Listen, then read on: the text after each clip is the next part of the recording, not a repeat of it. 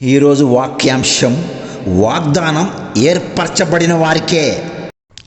Mark సువార్త 9వ అధ్యాయం 1 నుంచి 10 వరకు.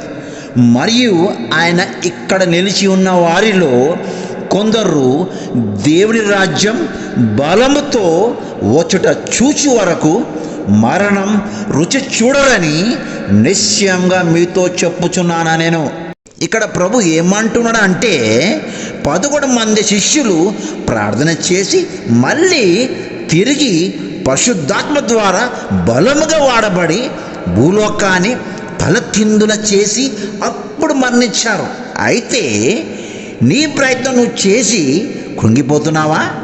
నువ్వు ఓడిపోవు, విజయవంతుడై తీరుతావు. పిలువబడిన వారు అనేకులు, ఏర్పరచబడిన వారు కొందరు. ఆ కొందరులో మీరు ఉందురుగాక. దేవుడు కఠినుడు వారితో కఠినంగా మాట్లాడతాడు, కృపగల వారితో కృప కలిగి మాట్లాడతాడు. అందుకే మీ హృదయమును భద్రపరచుకోవాలి. మీరు మీ భార్యని వదిలిపెట్టకూడదు.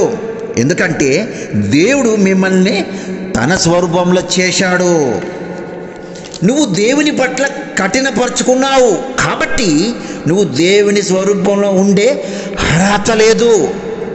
ఏర్పరచబడిన వారికే నేను మీకోసం ప్రాణం పెట్టాను కాబట్టి నన్ను వెంబడించండి. ఆమెన్.